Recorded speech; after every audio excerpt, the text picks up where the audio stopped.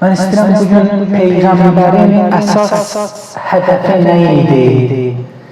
Gördüyü iş nə idi? Bu barədə qısa xronologiya, qısa xülasə eləyək. Allah Rəsulü niyə gəlmişdi? Niyə Allah tərəfindən göndərilmişdi? Və yaşadığı Peyğəmbərlik müddətində neynədi? Nələri aradan qaldırdı? Allahın əmri ilə Peyğəmbərlik məqamını bəyan eləyəndən sonra bütün tarix boyu inkişaf və tərəqqinin qarşısını alanlarla mübarizə apardı. İnsanlığı, insanları bərbad hala salanlarla mübarizə apardı. İnsanları məhv edənlərlə, onları fəsada çəkənlərlə, onların bədbəxtliyinə səbəb olanlarla mübarizə apardı o həzrət. O həzrətin missiyası bu idi. Əgər bəşəri ona mane olmasam, bəşər Allaha tərəf gedər öz-özlüyündə. Fəqət maniyedir ki, insanı Allahdan saxlayır. Həzrət Əli əleyhissalam Nəhcül Bəlağədə Peyğəmbərliyin fəlsəfəsinə işarə edərək buyurur: فَبَعَثَ فِيهِمْ رُسُلَهُ وَوَاتَرَ إِلَيْهِمْ أَنْبِيَاءَهُ buyurur, Allah peyğəmbərlər seçdi və onları bir-birinin ardınca o nəbiləri göndərdi. Nə üçün?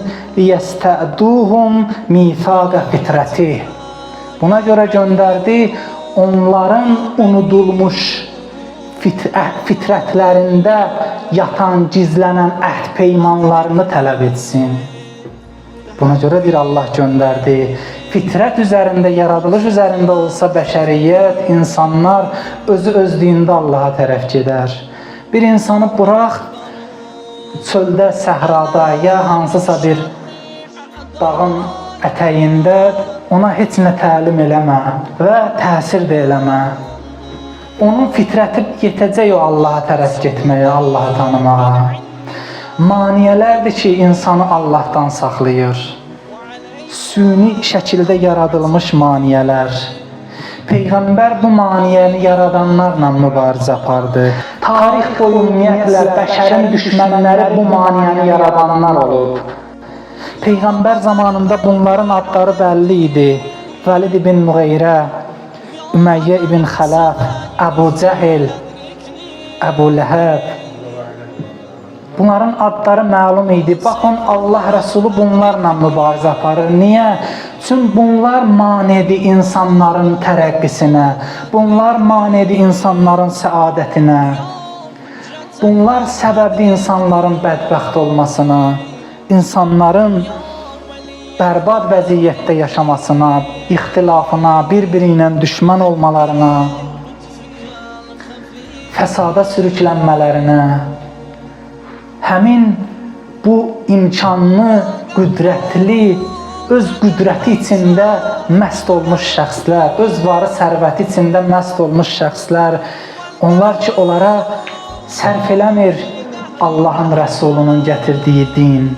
O da qarşı çıxır. Onlar qarşı çıxırlar Allahın Rəsuluna.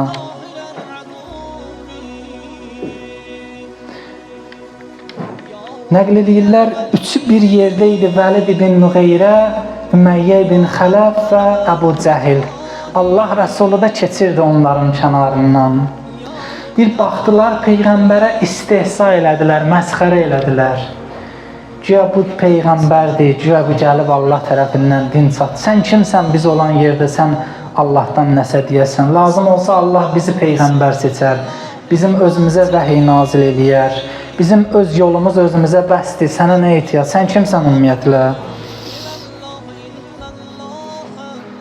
Ayə nazil oldu.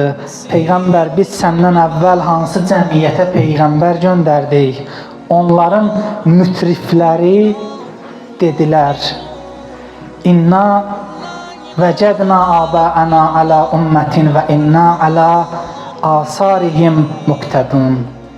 Biz özümüzü babalarımızın getdiyi yolda görürük və biz onlara tabi olanlardanıq. Bizə lazım deyil Peyğəmbərlər, bizə lazım deyil Allahın dəvəti. Belə dedilər onların mütrifləri. Quran mütrif bilirsiniz kimə deyir? O kəs ki, var dövlət içində məstdir. Və bu məstlik səbəb olur, ona haqqı dansın. Bu səbəb olur. Haqqa küfr eləsin, haqqa biganə qalsın. Var dövlət içində, naz-nemət içində məst olan insanlara Quran mütrif deyir. Buyurur, bu mütrif şəxslərdir ki, tarix boyu Peyğəmbər, nə qədər Peyğəmbər göndərmişik xalqlara, ümmətlərə, millətlərə, o Peyğəmbərləri istehza eləyiblər. Onların qarşısında maniyələr yaradıblar. Onları aradan qaldırmaq istəyiblər. Onların təbliğlərinə, dəvətlərinə mane olublar. İnsanları bədbəxtliyə sürükləyən amillərdən biri budur. İtaətsizlik. Haqq əhlini qoyub batil əhlinə itaət eləmək. Və ləqad istəhziə bi rusulin min qablik. Səndən əvvəlkiləri də istehza etdilər, ya Rəsulallah. Bunların işi budur. Bunların peşəsi budur. İnsanları bədbəxtliyə sürükləyənlər həmin bu mütriflərdir. Qüdrət içində, naz-nemət içində məst olmuş insanlardır, Quran buyurur. Bəs insanların özlərinin səbəbi nədir? Bu bədbəxtliyə düçar olurlar, razı olurlar. Buyurur, budur ki, onlar haqdan gələn çağrışa, dəvətə itaətsizlik edirlər. Haqq rəhbərə, haqq qüccətə itaətsizlik edirlər. Bir səbəb budur, mən çox danışmaram. İnşallah diqqətiniz olsun, mən də tez yekunlaşdıraram. İkinci səbəb budur, azğın insanlara itaət eləyərlər. Haqq əhlinə itaət eləmir, Allahdan göndərilən höccətlərə, Peyğəmbərə, imama itaət eləmir və əvəzində kimə itaət eləyir? Azğın insanlara, onlar tərəfindən əmr edilən missiyanı həyata keçirərlər. Tapşırığı canla başla həyata keçirərlər. Amma Allahın əmrinə gələndə süst olarlar.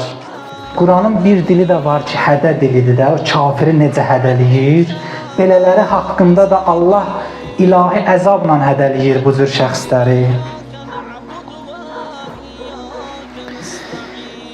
Üçüncüsü budur, əmr və məruf və nəhyəz münkər etməmək.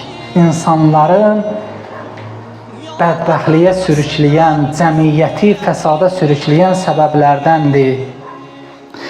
Peyğəmbərlərin missiyasını həyata keçirməyə mane olan səbəblərdəndir.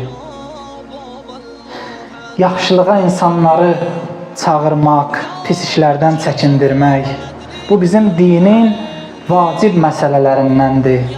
Amma bugün cəmiyyətə hakim olan fikir budur ki, hərə öz ayağından aslanacaq. Üzr istəyirəm sizlərdən. Hər kəs öz əməlinə cavabdehdir. Mənim nə işimə var? Burası məlumdur. Hər kəs öz əməlinə cavabdehdir. Amma bir də ictimai öhdəlik deyilən bir anlam var, anlayış var. Gərək bu ailədə də icra olunsun, gərək cəmiyyətdə də icra olunsun. Allah Rəsulü cəmiyyəti bənzədib bir gəmiyə. Mənim nə işimə var o fəsad eləyənlə deyən şəxsə Peyğəmbər belə cavab verib. Təsəvvür edin ki, bir gəmidəsiz və bir nəfər öz oturduğu yeri deşir. Və o ki, bu işi gördü, dəqiqələr çəkdi, saatlar çəkdi və ta ki, gəmi başlayır su ilə dolmağa.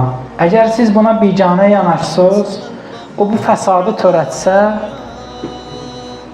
bu işi görsə, nəticədə tək o boğulmayacaq. Eyni zamanda o gəmidə olanların hamısı boğulacaq, hamısı batacaq. Buyurur, cəmiyyət gəmidə olan gəmi sakinləri kimidir. Əgər o cəmiyyətin bir hissəsi bataqlığa düşərsə, bütün cəmiyyət batacaq. Bir hissəsi fəsada düşərsə, bütün cəmiyyət fəsada düşəcək. Bir hissəsi küfrə bulaşarsa, günaha bulaşarsa, onu çəkindirməzlərsə, bütün cəmiyyəti bürüyəcək bu günah, bu çirkab. Üçüncüsü budur, Peyğəmbərlərin missiyasına mane olan səbəblər ki, cəmiyyət bunları tərk eləsə, Peyğəmbərlərin missiyasını, onların missiyasına mane olmuş olur. Dördüncüsü də budur, dünyaya məhəbbət. Allah Rəsulü buyurur, İza əzəmət ümmətid dünya nuziət minha heybətul İslam. Buyurur, bir zaman gələr, mənim ümmətimin gözündə dünya böyük görsənər, dünya əzəmətli görsənər. Və bu zaman nə olar? Nuziət minha heybətul İslam. Elə ki, onların gözündə dünya daha böyük görsənməyə başlayar, dünyaya daha çox önəm verməyə başlayarlar, İslamın heybəti, əzəməti aradan gedər o cəmiyyətdə. O cəmiyyət ki, dünya onların gözündə daha böyükdür, deyir ki, o cəmiyyətdə İslamın əzəməti aradan gedər. Digər bir hədisdə Allah Rəsulü buyurur, bir zaman ümmətlər, millətlər, insanlar, digər dinin mənsubları bir az bir adam yeməyə daraşdığı kimi, hücum çəkdiyi kimi, süfrəyə hücum çəkdiyi kimi az bir adam üstünüzə tökülüşəcəklər. Peyğəmbər əleyhissalam buyurur, mənim ümmətimin üstünə bu cür hücum çəkərlər. Az bir adam yeməyə hücum çəkdiyi kimi, süfrəyə hücum çəkdiyi kimi. Peyğəmbər əleyhissalamdan soruşdu, bir nəfər, nəyə görə belə olacaq, bizim üstümüzə bu qədər hücumlar olacaq, məgər ki bizim sayımız az olacaq? Allah Rəsulü buyurdu, xeyr, əksinə, siz o gün sayca daha çox olacaqsınız.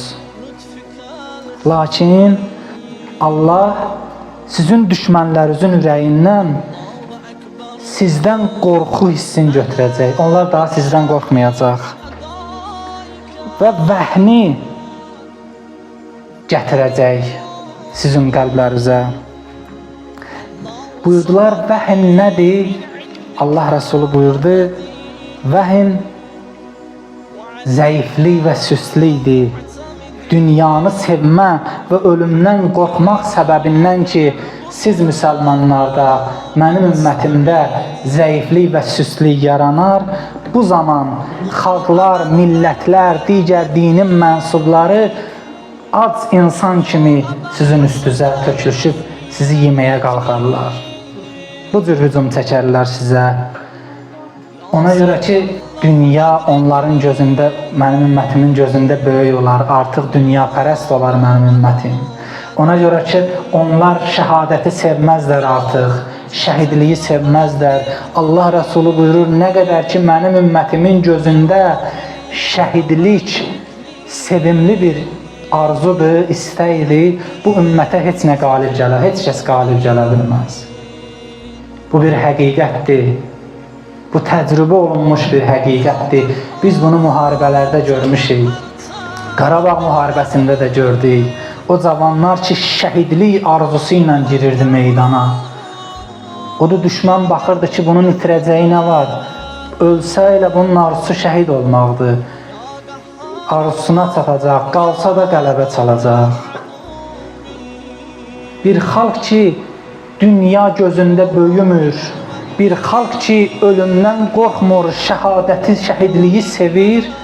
Allah Rəsulü buyurur, nə qədər mənim ümmətim belə olsa, heç bir xalq, heç bir ümmət, heç bir cəmiyyət İslam ümmətinə qalib gələ bilməyəcək. Amma nə zaman ki, onlar mallarından qorxdular, qazanclarının əllərindən çıxacağından qorxdular, vəzifələrini itirəcəklərindən qorxdular, canlarından qorxdular, o zaman onların başına ac insanlar müsəllat olacaq. Acın xüsusiyyəti nədir? Talan eləyər, məhv eləyər. Dünyaya məhəbbət Peyğəmbər missiyasına manidir, Peyğəmbər hədəfinə manidir. Və bir də bu maniyələrdən biri ixtilafdır. Görərsən, bir xalqın içində, bir toplumun içində eyni düşüncəyə, eyni əqidəyə mənsub insanlar arasında təfriqə salarlar. Bir dəstə bir tərəfə gedər, digər dəstə başqa tərəfə gedər. Və nəticədə bu ixtilafdan Quran bizə açıq xəbərdarlıq eləyir. Buyurur ki, ixtilafa düşməyin, yoxsa zəifləyər və aradan gedərsiniz. Düşmənlərin planı budur, bir xalqın içində əks cəbhə yaratsın, bu xalqı zəiflətsin, dövlətləri bu cür zəiflətsinlər, xalqları bu cür zəiflətsinlər, sərvətləri bu cür talan eləsinlər. Bir zaman vardı, İslam Avropanın böyük bir hissəsinə hakim idi. İndiki İspaniya, Portuqaliya ərazisi, hamısı İslam torpaqları idi. Amma necə düşmən ora nüfuz elədi? Parçalayaraq, qəbilələrin, dəstələrin arasında bir-birinə qarşı düşmənçilik yaradaraq və nəticədə bir-birinə qarşı qoyaraq hamısına qalib gəldilər. Parçalayaraq hamısına qalib gəldilər. İxtilaf Peyğəmbərlərin missiyasına manidir. Mane olan səbəblərdəndir. İxtilaf olan yerdə cəmiyyət zəifləyər, o cəmiyyətdə qüdrət olmaz, o cəmiyyətdə asayiş olmaz, firavanlıq olmaz, bolluq olmaz. Odur, düşmənin əsas silahı budur ki, ixtilaf yaratsın. Düşmənin əsas işi budur ki, ümmət arasında, müsəlmanlar arasında ixtilaf, ayrı seçkilik yaratsın. Allah Rəsulü həyatı boyu bu şeylərə qarşı çıxdı. Bu işlərə qarşı çıxdı.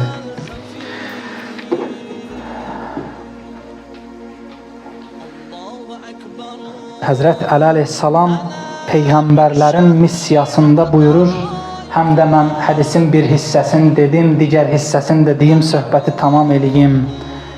Buyurur, liyəstəduhum mifaqə fitrəti, onların fitrətlərində gizlənən, yatan əhd peymanları tələb etmək üçün o Peyğəmbərlər gəldi. Yəni, biz insanların Allahla əhd peymanı var. Ələm əhəd iləykum ya bəni Adəm ayəsi buna işarədir. Mən sizdən əhd almadım mı ey Adəm övladı? Ən la tə'buduş şeytan ən i'buduni, mənə bəndəlik edəsiz, mənə ibadət edəsiz, şeytana bəndəlik, ibadət etməyəsiz, itaət etməyəsiz deyə. Biri bu idi.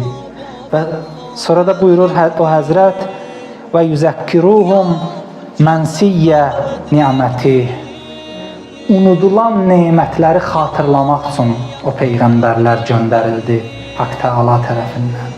Unudulan nemətləri xatırlamaq. Fərz eləyin, bir nəfərin bağı var, gözəl bir bağ salıb, o bağın yanından da çeşmə axır, su axır. Amma onun yadına düşmür bu çeşmənin suyu ilə bağının ağaclarını suarsın, onun meyvələri, bəhəri daha da bol olsun. Bir nəfər gəlir, bunu onun yadına salar. Deyir, sənin bilirsən əlində nə qədər qiymətli xəzinən var, gözəl bağın var və bu da su da buradan axır. Bu suyu sən bağıva versən, sənin imkanların çoxalar, sənin çətinliklərdən çıxarsan. Unudulan nemətləri xatırlamaq budur. İnsanda elə potensiallar var. Bəzən insan özü unudur. Mən kiməm, mən nəyə qadirəm? Peyğəmbərlər gəlib insanı kəşf eləsin.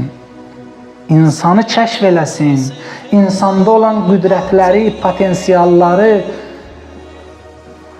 üzə çıxarsın və unudulan nemətləri xatırlasın. Bəzən insan yadından çıxır, mən nəyə sahibəm, əlimdə nə var? Ağıl bir nemətdir insan üçün. İman bir nemətdir insan üçün. Və Allahın verdiyi maddi nemətlər, bunlar hamısını əgər insan yadından çıxarmazsa, yadında saxlayarsa, Allah tərəfindən olduğunu bilərsə, insan heç zaman öz rahından çıxmaz, öz yolundan kənara çıxmaz, azmaz. Sonra o həzrət buyurur və yəhtəccu əleyhim bit-təbliğ, onlarla söhbətləşsin, təbliğ vasitəsilə o peyğəmbərlər. Ona görə seçildilər Allah tərəfindən cəmiyyətlə, insanlarla danışsınlar təbliğ vasitəsilə, təbliğ yolu ilə. Təbliğdə nə yatır, nə gizlənir? Təbliğdə uca Rəbbimizin gözəl dəvətləri, o şeylər ki, bizim üçün xeyirlidir, təbliğin içində onlar var. O şeylər ki, bizim üçün zərərlidir, təbliğin içində o şeylərdən çəkinmək əmr edilir. Büsbütün insanın xeyrinə olan maddi və mənəvi hər nə desin təbliğin içində var. İnsana nicat verən, insanı səadətə çatdıran, insanı tərəqqiyə çatdıran, təbliğ vasitəsilə peyğəmbərlər bəşəri ucaltdılar, bəşəri tərəqqiyə çatdırdılar. Və sonda da buyurur, və yusiru lahum dəfainəl uqul, gizlənmiş ağılları aşkara çıxartsınlar deyə. Bu da bir dənə dərddir. İnsan bəzən həyatı boyu yaşayır, çox az ağlına müraciət edir. Bəzən fərqində deyil insan. Ümumiyyətlə həyatı boyu seçimlərində nəfsinin qüvvəsi ilə seçim eləyir. Nəfsinin qüvvəsi ilə qərara gəlir. Çox az hallarda ağlana müraciət eləyir. Niyə dünya qan gölünə çevrilir? Niyə sanki cəngərlik əhli dünyanı cəngərliyə çevirmək istəyir? Cəngərlik qanunları ilə icra eləmək istəyir. Bəşər hansı dövrə çatıb ki, bir cəmiyyətə, bir xalqa, bir din mənsubuna qalib gəlmək üçün onu aylarla, illərlə acısız saxlayasan? Bütün dünyanın gözü qabağında bu baş verir həm də. Bütün dünya da baxır. Bəşər hansı tənəzzülə uğrayıb, biz hansı tərəqqidən danışaq indi? Peyğəmbərləri kənara qoyanda, ilahi təbliği, ilahi dəvəti kənara qoyanda nə olsun adı müsəlmandır? Sağ müsəlman, sol müsəlman, önü müsəlman, arxası müsəlman. Amma gəl, bütün dünyanın gözü qarşısında orada körpələr acından ölür. Güllələnir. Nə olsun? Məgər mən müsəlmanam deməklə iş bitir? Bitmir ki.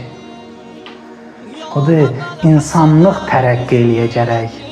Bu tərəqqinin də müəllifləri, baniləri peyğəmbərlərdir.